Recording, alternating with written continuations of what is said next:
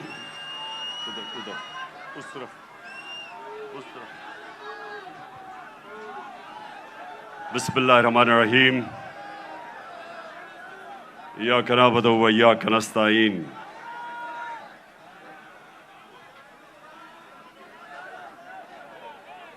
میں آج آپ سب سے جو اندر بھی بیٹھے ہیں اور جو باہر سارے لوگ کھڑے ہیں، بیٹھ جاؤ تاکہ وہ دیکھ سکیں. بیٹھ جاؤ نا، وہ دیکھ سکیں. کرن صاحب بیٹھ جاؤ، وہ دیکھ سکیں.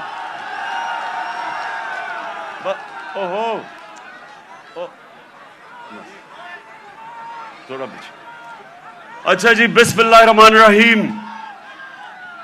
میں یہ چاہتا ہوں کہ آج بڑی خاموشی سے میری بات سنیں، تاکہ یہ ایک بڑا مبارک دن ہے. اور جو میں آج آپ کے سامنے اپنے نبی صلی اللہ علیہ وآلہ وسلم کے متعلق اور آج اس دن کے متعلق جو بات کروں گا، میں چاہتا ہوں ذرا بڑی خاموشی سے، اور آپ نے ایک ایسے میری بات سننی ہے کہ وہ آدمی جو اپنے بچوں کو جس طرح سمجھانے کی کوشش کرتا ہے، سیدھے راستے پہ لگانے کی اپنے بچوں کو کوشش کرتا ہے، جس طرح باپ یا ماں باپ، وہ یہ نہیں کہ ماں باپ نے زندگی میں کوئی غلط کام نہیں کیے، یہ نہیں کہ ماں باپ کوئی فرشتے ہوتے ہیں، لیکن ماں باپ کی ہمیشہ یہ کوشش ہوتی ہے کہ ہم اپنے بچوں کو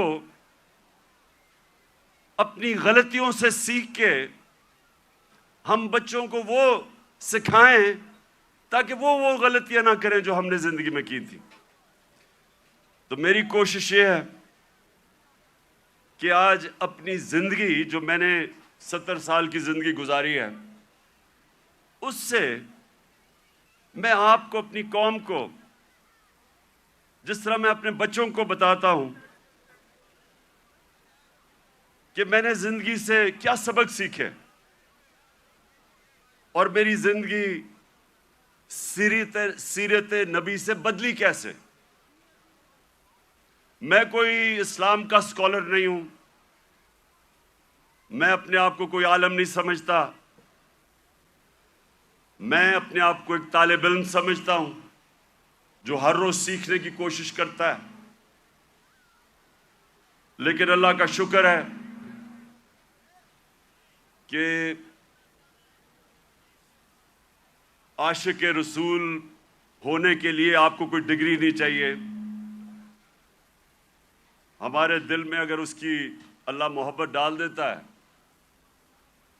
تو وہ چاہے ان پڑھ ہو، چاہے کوئی اسکالر ہو، میں سمجھتا ہوں کہ وہ بڑا خوش قسمت انسان ہوتا ہے، کیونکہ اس کی زندگی بدلنی شروع ہو جاتی ہے اگر جب وہ اپنے نبی سے عشق کرتے ہیں اور اس راستے پہ چلیں. تو میں پہلے آپ کو یہ واضح کر دوں کہ میں صرف اپنی زندگی کے تجربے سے آپ کو آج بات کر رہا ہوں اس مبارک دن پہ، کیونکہ دیکھیں میں نے ہر قسم کی زندگی دیکھی ہے. کرکٹ سٹار، گلیمر، مغربی زندگی، اپنا ملک، ہر قسم کی میں زندگی پہ دیکھ کے تو آج آپ سے بات کر رہا ہوں. سب سے پہلے ابھی آپ نے جو یہ فلم دیکھی، اس میں دنیا کی تاریخ کا سب سے بڑا انقلاب آپ نے دیکھا. دنیا کی تاریخ میں کبھی اتنا بڑا انقلاب نہیں آیا. 622 سب یہ تاریخ یاد کر لیں کہ 622 میرے پیارے نبی صلی اللہ علیہ وسلم ہجرت کرتے ہیں مدینہ، 632 وہ دنیا سے چلے جاتے ہیں، پردہ کر دیتے ہیں۔ ان 10 سالوں کے اندر دنیا کی تاریخ بدل جاتی ہے۔ تو جو میں اپنے نوجوانوں کو آج، اپنی یوتھ کو، اپنے بچوں کو، ساروں کو، جو میں آپ کے ذہن میں آج ایک چیز ڈالنا چاہتا ہوں کہ وہ کیا تبدیلی آئی ان لوگوں میں جو ابھی آپ نے فلم میں پہلے دیکھا کہ جن کی کوئی حیثیت نہیں تھی، جہالت تھی۔ 2 سپر پاورز، ایک مغرب میں اور ایک مشرق میں، کوئی بھی حیثیت ان لوگوں کی نہیں تھی۔ 10 سالوں میں یہ قوم بدلی اور انہوں نے دنیا کی امامت کی، جو آپ نے بعد میں دیکھا کہ ساری دنیا میں چھا گئے۔ تو وہ کیا چیز تھی؟ وہ ہمارے نبی صلی اللہ علیہ وسلم نے کس طرح ان لوگوں کو تبدیل کیا، کیسے ان کے کیریکٹر بدل گئے، کیسے لیڈرز بن گئے سب۔ مجھے افسوس سے کہنا پڑتا ہے کہ نہ ہمارے ملک میں، جو واحد ملک اسلام کے نام پہ بنا تھا، نہ ہی مسلمان دنیا پہ اس پہ کام ہو رہا ہے۔ ہمارے نوجوانوں کو، بچوں کو اسکولوں میں پتہ چلنا چاہیے کہ انہوں نے کیسے انسانوں کو تبدیل کیا۔ قرآن میں اللہ کہتا ہے، میں کبھی کسی قوم کی حالت نہیں بدلتا جب تک وہ قوم خود اپنی حالت بدلنے کی کوشش نہیں کرتی۔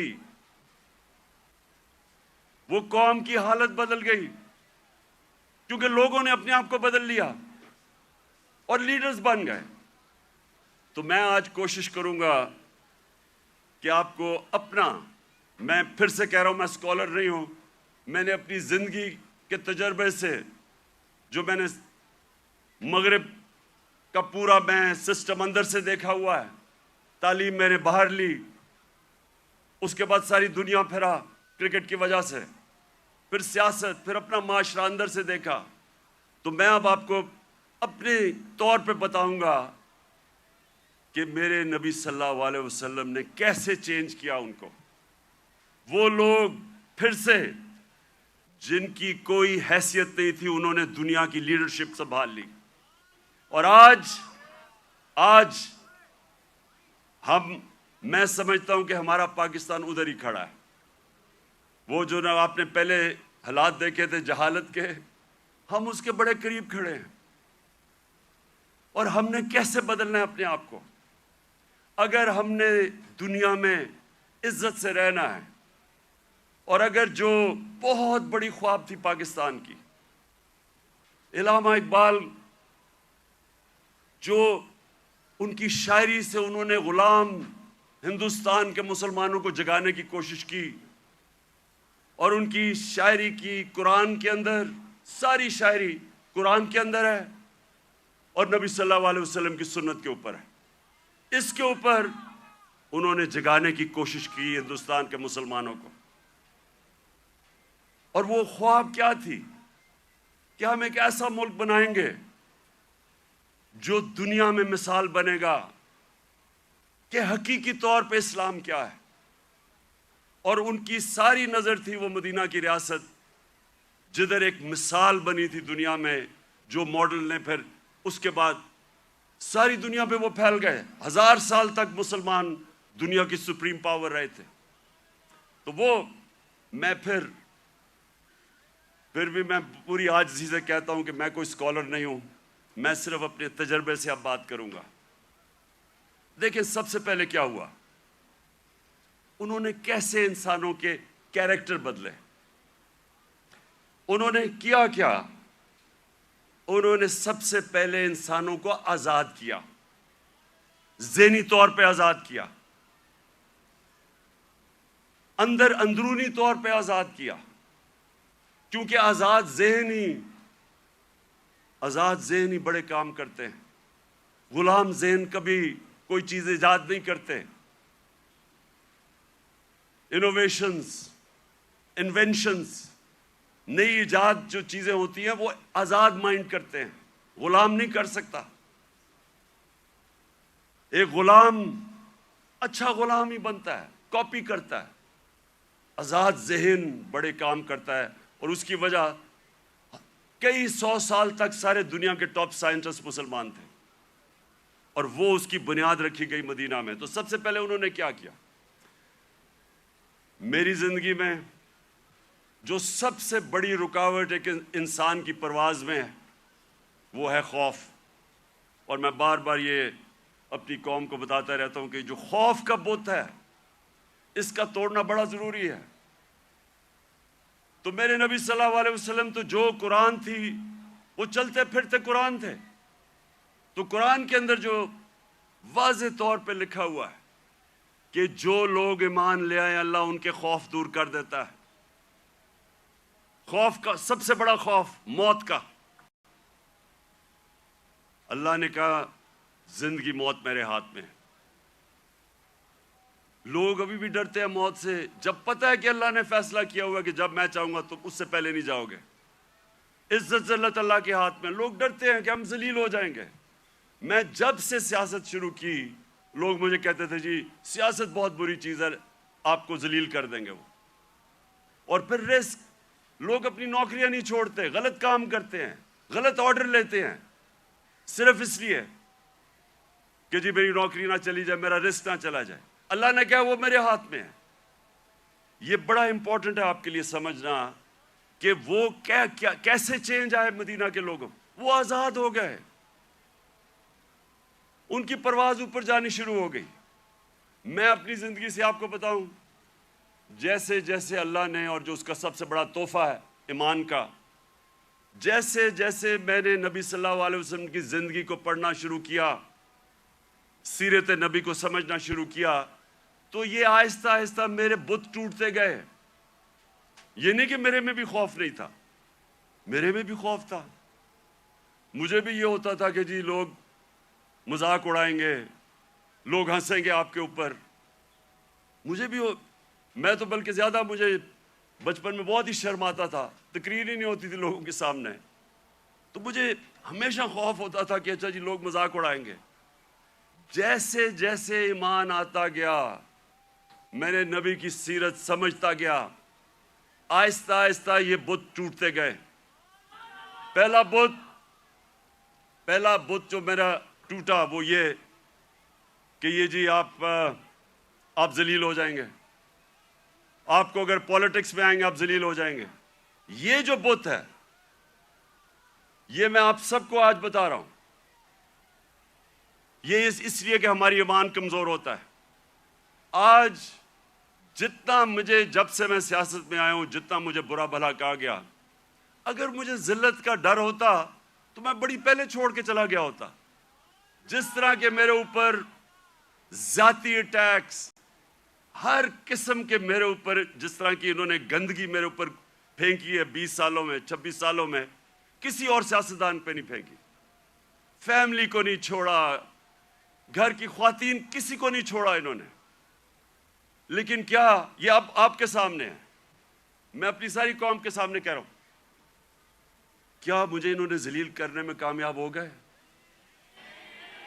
میں آپ کو آج سب کو کہہ رہا ہوں، پچھلے 6 مہینے میں جتنی مجھے اللہ نے عزت دیا، مجھے ساری زندگی میں کبھی اتنی عزت نہیں ملی۔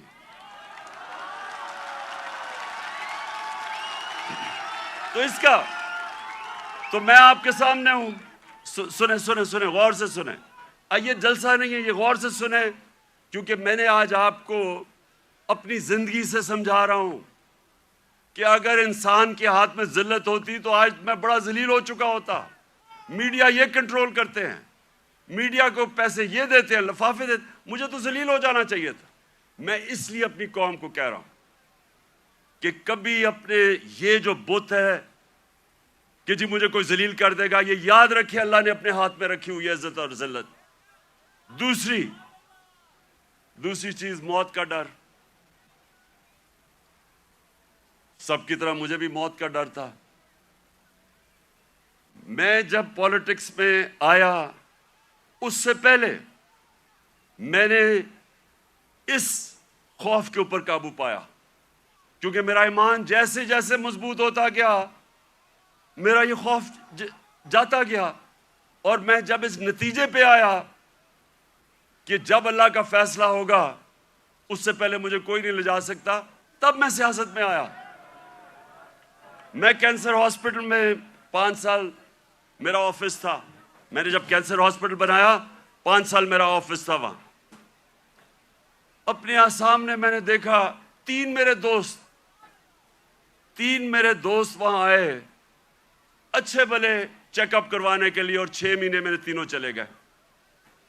تو یہ جو ہم سمجھتے ہیں کہ ہم اگر سیف کھیلیں گے تو شاید ہم موت سے بچ جائیں گے، یا کہ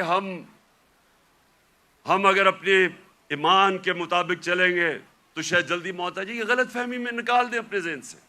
یہ سب سے بڑا خوف ہے، اور یہ انسان کو روکتا ہے بڑے کاموں سے۔ اور تیسری چیز یہ رسک، کہ جی میری نوکری چلی جائے گی، پیسہ کدھر سے آئے گا؟ محنت انسان کرتا ہے، فیصلہ اللہ کرتا ہے۔ تو یہ جو 3 چیزیں ہیں یہ انسان کو آزاد کر دیتی۔ اور پھر جو بڑا بت ہے، میں کا بت، جو انسان اپنے سے باہر نہیں نکلتا،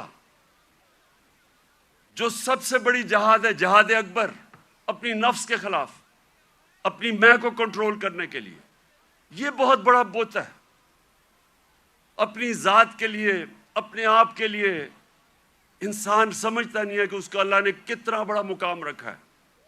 اس کی ویژن، جو انسان اپنے لیے زندگی گزارتا ہے وہ چھوٹا سا انسان بن جاتا ہے۔ جتنا مرضی اللہ اس کو نواز دے، جتنے مرضی پیسے دے دے، علم دے دے، جو اپنی ذات کے لیے زندگی گزارتا ہے وہ آج تک دنیا کی تاریخ میں بڑا انسان نہیں بن سکا۔ لوگ کس کو یاد رکھتے ہیں؟ ہم بڑے ہو رہے تھے لاہور میں تو سارے گنگا رام کو یاد رکھتے تھے۔ گنگا رام کو کیوں؟ اس نے ہسپتال بنایا تھا انسانوں کے لیے۔ سارے جو اللہ کے برے صغیر میں بڑے بڑے جو صوفی آئے، ولی اللہ آئے، آج بھی ان کے مزاروں پہ دیکھیں لاکھوں لوگ جاتے ہیں۔ کیوں جاتے ہیں؟ کیونکہ وہ انسانوں کے لیے آئے تھے، وہ سب عاشق رسول تھے، وہ سارے ان کی زندگی انسانوں کے لیے تھی، اور انسان ان سے پیار کرتے، عزت دیتے۔ سو یہ جو بت ہے، جب انسان اپنے سے باہر نہیں نکل سکتا، تو میرے نبی صلی اللہ علیہ وسلم نے مدینہ میں اس طرح لوگوں کو آزاد کیا۔ پھر انہوں نے معاشرے کو چینج کیا۔ انہوں نے، اب کیونکہ میں نے برطانیہ کا نظام دیکھا ہے، ادھر میں نے اندر سے کئی سال رہا اور وہاں سسٹم سٹڈی کیا، یونیورسٹی وہاں گیا۔ اب دیکھیں انہوں نے مدینہ میں سب سے پہلے چیز کیا کی؟ انہوں نے سب سے پہلے عدل اور انصاف قائم کیا۔ یہ آپ کے لیے بڑا امپورٹنٹ ہے سمجھنا۔ عدل اور انصاف کا مطلب ہوتا ہے rule of law. Rule of law کا مطلب ہوتا ہے سب لوگوں کے لیے ایک قانون، قانون کے سامنے سب ایک برابر، کوئی قانون سے اوپر نہیں ہے۔ یہ بڑا ضروری ہے آپ کو سمجھنا، کیونکہ بدقسمتی سے پاکستان میں ہم نے رول آف لا دیکھا ہی نہیں ہے۔ میں جب شروع میں گیا برطانیہ تو پہلی دفعہ میں نے رول آف لا دیکھا، کوئی قانون کے اوپر نہیں۔ وہ جا رہا، ان کا جو پرائم منسٹر ہے اس کی جرت نہیں ہے قانون توڑنے کی۔ ہم نے جب شروع میں دیکھا، جو ان کا برطانیہ کا جو شہزادہ تھا پرنس چارلز، اس کو ٹریفک وارڈن نے روک کے فائن کر دیا، وہ سپیڈ کر رہا تھا۔ وہاں کوئی قانون سے اوپر نہیں تھا۔ ابھی آپ نے دیکھا کہ برطانیہ کا پرائم منسٹر، جو کہ باہری اکثریت سے جیتا تھا، اس کو صرف نکال دیا گیا اس وجہ سے کہ انہوں نے کہا کہ اس نے جو لوگوں کے لیے قانون بنایا تھا سوشل ڈسٹنسنگ کا کرونا کے دوران، اس نے اس کے پر عمل نہیں کیا، اس پہ نکال دیا۔ قانون کی بالادستی. اور یہ میرے نبی صلی اللہ علیہ وسلم نے مدینہ میں کہا کہ میری بیٹی بھی اگر جرم کرے گی تو اس کو سزا ملے گی. کوئی قانون سے اوپر نہیں ہے. انہوں نے جو عدل اور انصاف کا نظام قائم کیا، یہ یاد رکھیں کہ پہلے عدل اور انصاف آیا پھر خوشحالی آئی. یہ نہیں کہ پہلے خوشحالی آئی اور پھر انصاف ہوا. انصاف کی وجہ سے خوشحالی آتی ہے معاشرے میں. جو آج دنیا کے اندر ایک انڈیکس ہے، اسے کہتے ہیں رول آف لا انڈیکس، کہ کن معاشروں میں دنیا میں قانون کی بالادستی ہے اور کن معاشروں کے اندر جنگل کا قانون ہے، یعنی جس کی لاٹھی اس کی بھینس.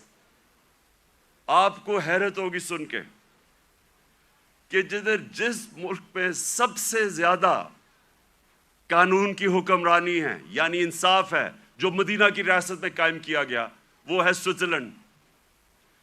سوئٹزرلینڈ میں 99.9% رول آف لا انڈیکس ہے، یعنی مکمل انصاف ہے. وہاں کوئی انسان قانون کے اوپر نہیں ہے. سب سے خوشحال جگہ ہے سوئٹزرلینڈ. وسائل ہے ہی نہیں.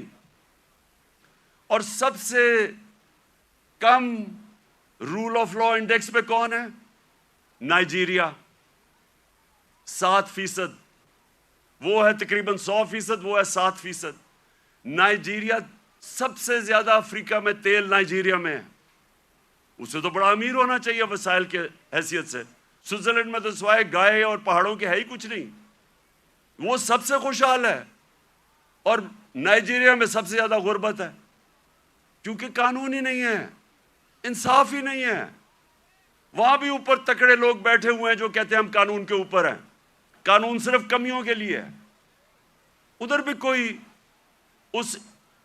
وہ ملک جدھر افریقہ میں سب سے زیادہ تیل ہے، وہاں غربت ہے، کیونکہ صرف 7% رول آف لا انڈیکس ہے. اور آپ کو افسوس ہوگا کہ تقریباً ساری مسلمان دنیا 20% سے کم ہے. پاکستان بھی 10% سے کم ہے. ہمارا یہ حال ہے. تو کیسے خوشحالی آئے گی؟ کیونکہ ہم نے جو میرے نبی صلی اللہ علیہ وسلم نے مدینہ کی ریاست میں جو پرنسپل سیٹ کیے تھے، نمبر 1 تھا انصاف. وہ آپ کے سامنے تماشا ہو رہا ہے. ملک میں جو طاقتور ہے وہ اپنا ہی پروسیکیوٹر بھی رکھ رہا ہے، نیب کا ہیڈ بھی اپنا، FIA بھی، اور بچتے بھی جا رہے ہیں. اور جیلوں کے اندر پھنسے ہوئے بیچارے غریب لوگ. آپ جیلوں والے جو غریب لوگ ہیں انہیں بھی کہیں جی اپنا پروسیکیوٹر لا لیں، وہ سارے بچ جائیں گے. اور پھر یہ بار بار میں اپنی قوم کو وہ حدیث سناتا ہوں کہ میرے نبی نے کہا، نبی صلی اللہ علیہ وسلم نے کہا کہ تمہارے سے پہلے بڑی قومیں تباہ ہوئیں جدھر چھوٹے چوروں کو جیلوں میں ڈالتے تھے اور بڑے ڈاکوؤں کو آپ پکڑتے نہیں تھے. یہ تباہی کا انہوں نے بتایا. اور آج آپ دنیا میں دیکھ لیں، جو ملک بڑے ڈاکوؤں کو نہیں پکڑ سکتا وہ غریب ہیں سارے، وسائل کے باوجود. سو نمبر 1 پرنسپل انہوں نے سیٹ کیا رول آف لا. نمبر 2، اور رول آف لا کے ساتھ میرٹ، کیونکہ جدھر انصاف ہوتا ہے ادھر ہی میرٹ ہوتی ہے. آج آپ مغربی یہ ملک پہ چلے جائیں، سارے جتنے امیر ملک ہیں سب 90% سے زیادہ رول آف لا ہے. اور رول آف لا کے ساتھ میرٹ آ جاتی ہے. اور دوسری چیز، میرے نبی صلی اللہ علیہ وسلم نے امر بالمعروف و نہی عن المنکر، وہ جو اللہ کا حکم ہے کہ ساری عوام کو اللہ کا فرمان ہے کہ تم نے اچھائی کے ساتھ کھڑا ہونا اور برائی کے خلاف کھڑا ہونا ہے. یہ ہے بیسز ایک مہذب معاشرے کی. میں اب آپ کو بتاؤں، میں نے جو انگلینڈ میں دیکھا، کیونکہ میں نے پھر سے آپ کو کہوں اندر سے میں نے وہ معاشرہ دیکھا. ایک دفعہ کسی آدمی کے اوپر یہ الزام لگ جائے کہ اس نے چوری کی ہے، کرپشن کی ہے، وہ جو مرضی ہو، سارا جو اس کے دوست بھی ملنا چھوڑ دیتے ہیں، ان کے ملنے والے بھی ان کو ملتے نہیں ہیں، وہ جاتے ریسٹورنٹس میں جاتے ڈرتے ہیں. کیوں ہمارے وہ جو باہر گئے ہوئے ہیں ان کو آوازیں پڑتی ہیں؟ جو ہمارے باہر بیٹھے ہوئے ہیں کیوں آوازیں پڑتی ہیں؟ کیونکہ سنیں کیوں پڑتی ہے؟ کیونکہ وہ اس معاشرے میں ہوتا ہی ایسے ہے. اگر کسی کے اوپر یہ لگ جائے کہ اس نے پبلک کا پیسہ چوری کیا ہے، کرپشن کا مطلب ہوتا ہے پبلک کا پیسہ چوری کرنا، وہ کہیں نکل ہی نہیں سکتا، کیونکہ وہ قوم امر بالمعروف پہ چلتی ہے. ایک میں آپ کو مثال دیتا ہوں. امریکہ کے اندر ایک تھا برنی میڈوف، اربوں ڈالر پتی تھا. ساری سوسائٹی میں سارے بڑے بڑے فلم سٹارز سوسائٹی کے سارے اس کے سے ملتے تھے، تصویریں کھچاتے تھے. امیر ترین امریکہ کا آدمی تھا. اس کے اوپر فلم بھی بنی ہوئی ہے نیٹ فلکس پہ. وہ برنی میڈوف کئی سالوں کے بعد پتا چلا جناب اس نے فراڈ سے پیسہ بنایا تھا. پتا چلا کہ اس نے فراڈ سے پیسہ بنایا تھا. لوگوں کو تو چھوڑے نا کہ لوگ اس سے سارے دنیا بھاگ گئی اور وہ جیل میں چلا گیا. اس کی بیوی نے اس کو طلاق دے دی. اس کے ایک بیٹے نے خودکشی کر لی کہ میں دنیا کے سامنے نہیں جا سکتا. اس کا دوسرا بیٹا گھر کے اندر بند ہو گیا، 2 سال میں بیمار ہو کے مر گیا. کیونکہ ہم پبلک کے سامنے کیسے جائیں گے؟ سنگاپور کے اندر ہمارے ساتھ تقریباً ہماری تھوڑی دیر کے بعد آزاد ہوا تھا. سنگاپور کے پاس ایک ایسا پرائم منسٹر آ گیا، لی کوان یو. اس نے آتے ساتھ ہی قانون کی بالادستی قائم کی. سنگاپور اور پاکستان کا ایک ہی جتنا تھا. ہمارا جو اوسط آمدنی پر کیپٹا انکم ہماری اور سنگاپور کی ملتی تھی، ایک ہی جتنی تھی. آج 60 کی دہائی میں ایماندار پرائم منسٹر آیا، قانون کی بالادستی قائم کی. جیسے ہی آپ قانون کی بالادستی قائم کرتے ہیں کرپشن ختم ہو جاتی ہے. وہ سنگاپور کا ایک منسٹر، اس کا اپنا دوست تھا، وہ پکڑا گیا کرپشن میں. اس دوست کو، وہ پرائم منسٹر کا دوست تھا، جیسے ہی وہ پکڑا گیا اسے پتا تھا کہ میں اب بچ نہیں سکتا، حالانکہ میں پرائم منسٹر کا دوست ہوں.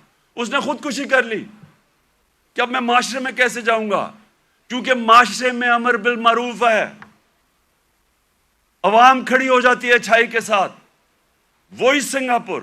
اب یہ سوچیں، ہم اور سنگاپور ایک ہی جگہ تھے 60 کی دہائی میں. آج وہ ہمارا کتنا پر کیپٹا انکم ہے، اوسط آمدنی آج پاکستان میرے خیال میں $2,500 ہو گیا، 3,000 مجھے ابھی پورا ایگزیکٹ نہیں پتا. سنگاپور میں $60,000 پر کیپٹا انکم ہے، اوسط آمدنی. تو پہلے انصاف اور اس کے بعد خوشحالی اور معاشرے کی ذمہ داری ڈال دی میرے نبی صلی اللہ علیہ وسلم نے امر بالمعروف پہ.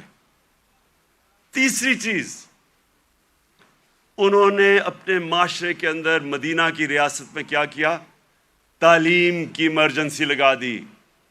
جنگ بدر کے بعد جو قیدی مکہ کے قیدی تھے ان کو واپس کے پیسے لے سکتے تھے، کیونکہ مسلمان تو غریب تھے تب. بلکہ جنگ بدر میں میں اتنا بھی پڑھ رہا تھا کہ کئی لوگوں کے پاس تلواریں بھی نہیں تھے، ڈنڈوں سے لڑے ہیں. تو وہ تو قیدیوں کو واپس کر کے پیسے لے سکتے تھے، ہتھیار خرید سکتے تھے. دنیا کے عظیم لیڈر نے کہا نہیں، جو 10 مسلمانوں کو پڑھا لکھا دے گا اس کو ہم آزاد کر دیں گے. تعلیم کے اوپر زور دیا. چائنا بھی جانا پڑے تعلیم حاصل کرنے کے لیے تو جاؤ. جب سے تم پیدا ہوتے ہو اور جب تک قبر میں نہیں جاتے علم حاصل کرو. اس لیے صدیوں تک ٹاپ سائنسدان مسلمان تھے. تعلیم کے بغیر معاشرہ اوپر نہیں جاتا. اور ہمارا اب پھر سے حال دیکھ لیں، کتنا زور لگایا تعلیم. کتنا شرم کی بات ہے کہ 75 سال انڈیپینڈنس، پہلی دفعہ ہم نے کوشش کی تھی کہ کم از کم تعلیم کا نظام میں انصاف کریں. نہیں تو امیر کے لیے تھوڑے سے 8 لاکھ امیروں کے لیے انگلش میڈیم، باقیوں کے لیے اردو میڈیم. وہ بیچارے پڑھ کے بھی اوپر نہیں آ سکتے تھے.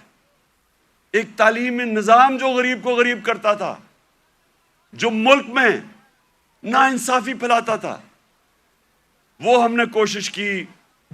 پتہ نہیں اب اس حکومت نے وہ ختم کر دیا ہوگا کہ ایک ہی نصاب 5 کلاس تک اور اوپر تک لے کے جا رہے تھے. لیکن تعلیم،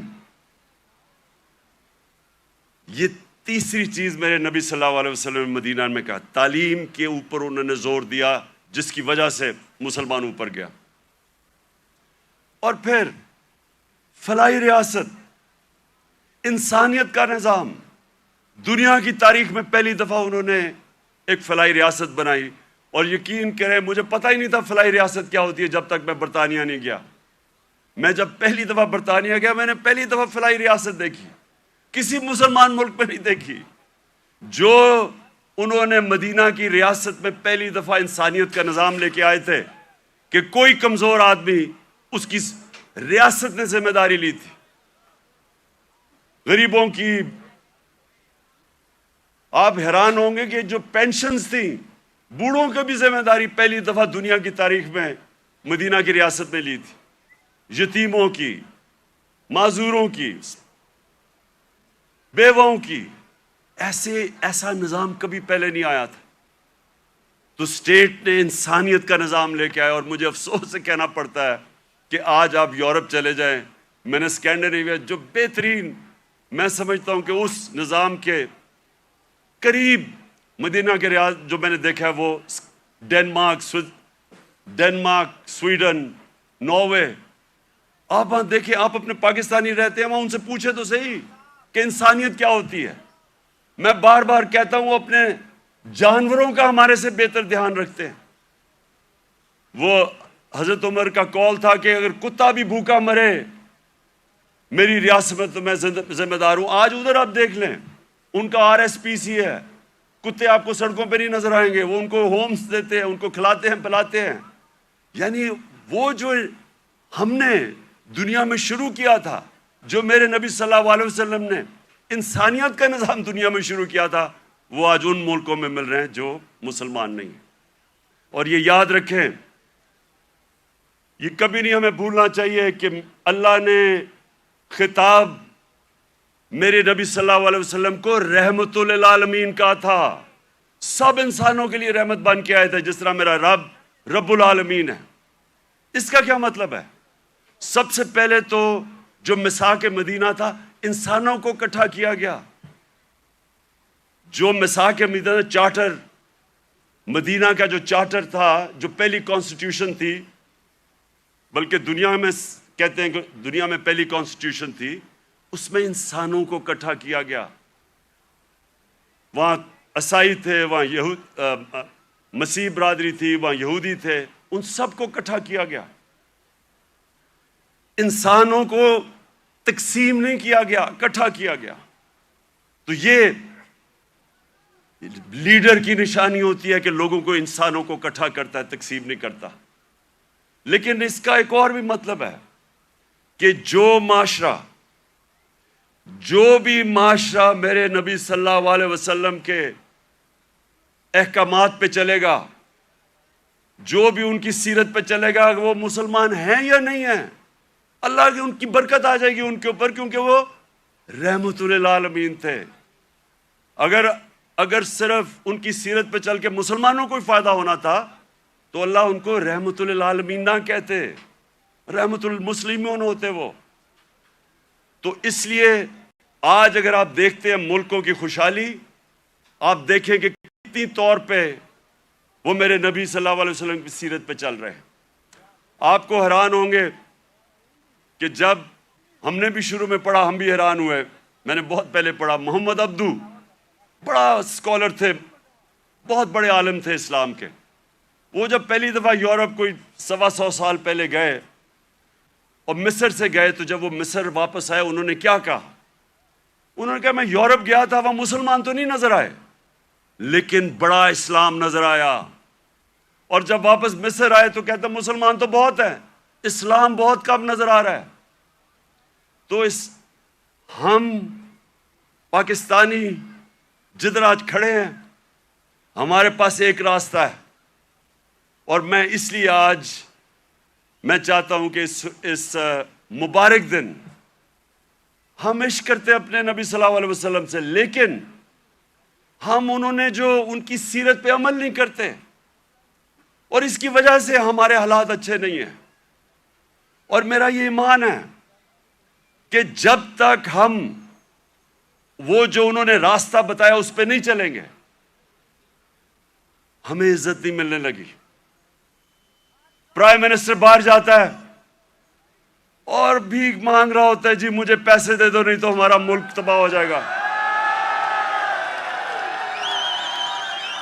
سب 22 کروڑ لوگوں کے لیے، ہم سب کے لیے شرمناک ہے کہ وہ ملک جس کا نعرہ تھا پاکستان کا مطلب کیا، لا الہ الا اللہ، یہ بڑا نعرہ ہے، یہ دعویٰ ہے بہت بڑا، یہ اللہ سے وعدہ ہے کہ اللہ تیرے سوا کوئی خدا نہیں ہے۔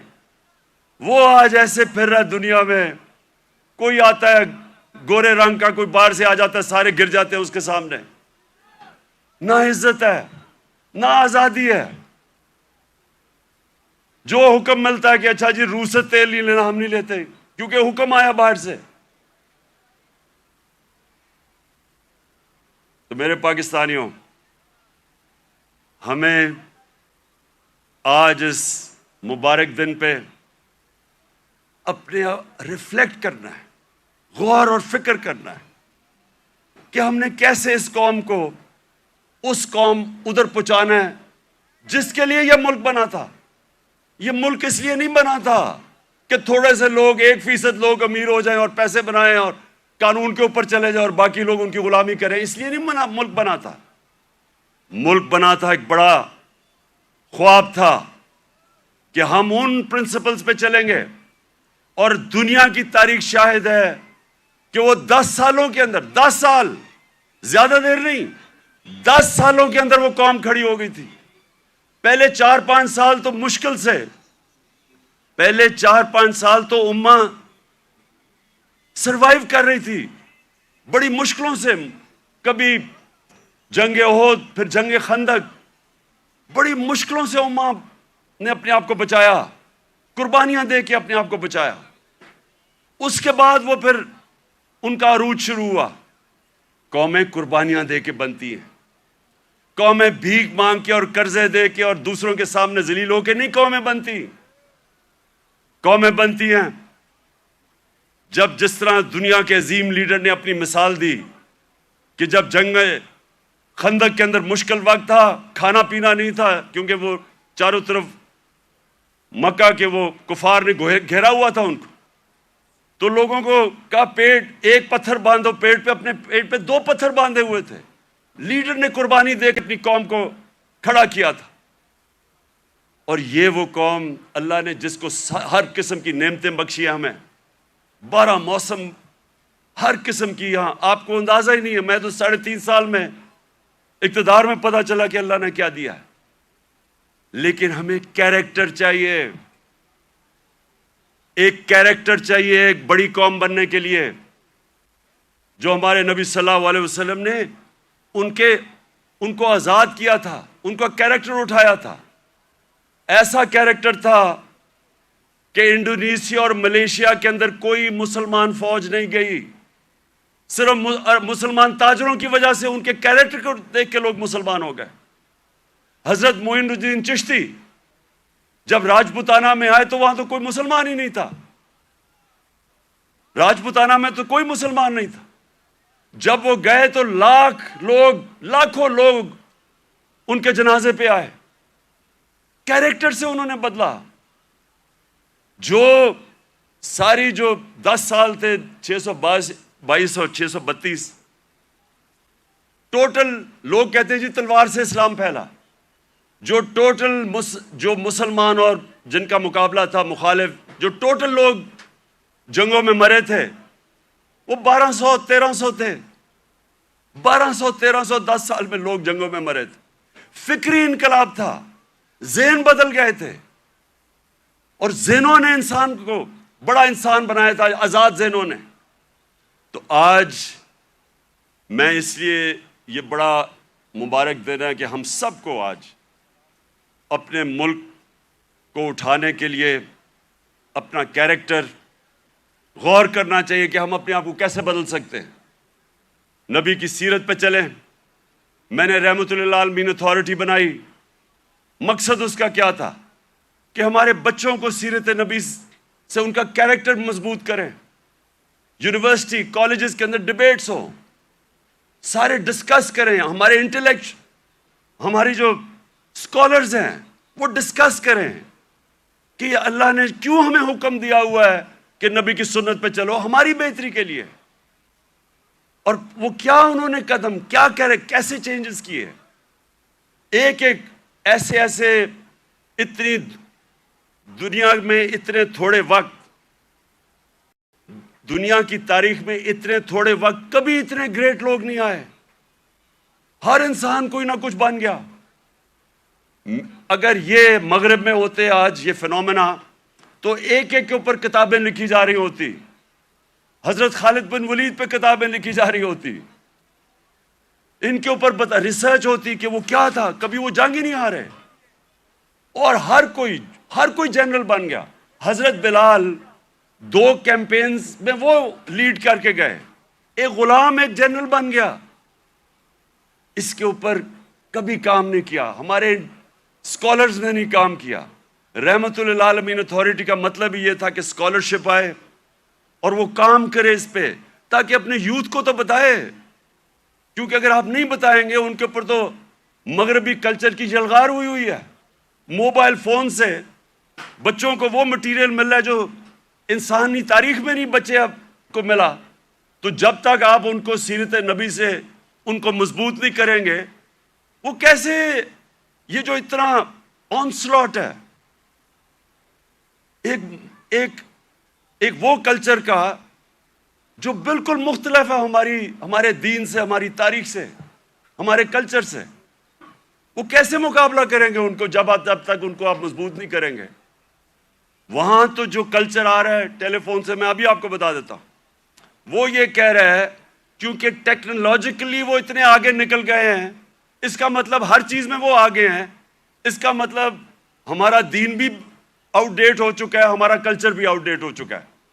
تو بیچارے ان کو کاپی کرنا شروع کر دیتے ہیں بچے، اور غلطی ہماری ہے کیونکہ ہم ان کو بتا ہی نہیں سکے کہ دوسرا ہمارا ہے کیا، جو علامہ اقبال کوشش کرتے رہے۔ تو یہ رحمت اللہ عالمین اتھارٹی کا مقصد ہی یہ تھا کہ ہم ابھی سے اپنے بچے، کالج اسٹوڈنٹس، یوتھ، ان کو تیار کریں کہ 21ویں صدی میں آپ نے کیسے آپ نے فیس کرنا دنیا کو۔ مائیں خاص طور پہ ماؤں کے اوپر جو اب پریشر ہے، مجھے تو پتہ ہے کیا پریشر پڑا ہوا ہے، یہ موبائل فون کی وجہ سے جو بچوں کے لیے اب آ گیا۔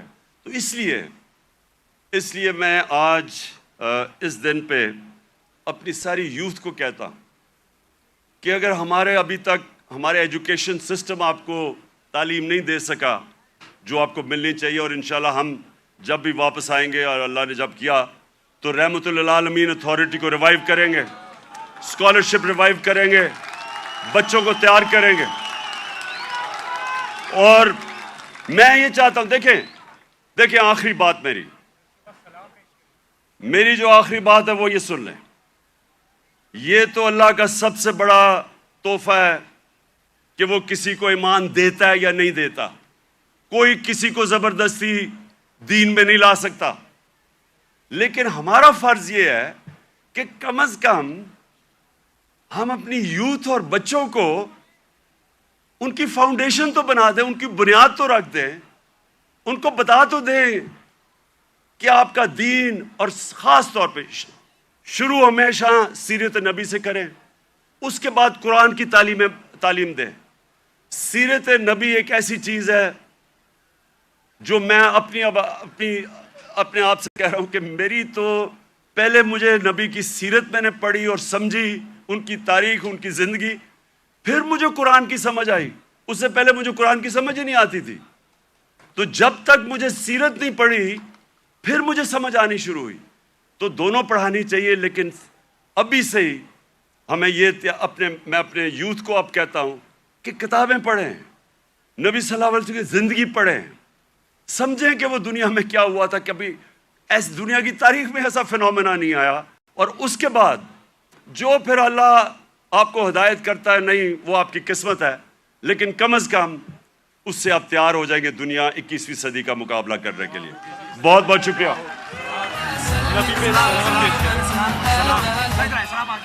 سلام. اب ہم سب مل کے سلام پیش کریں گے.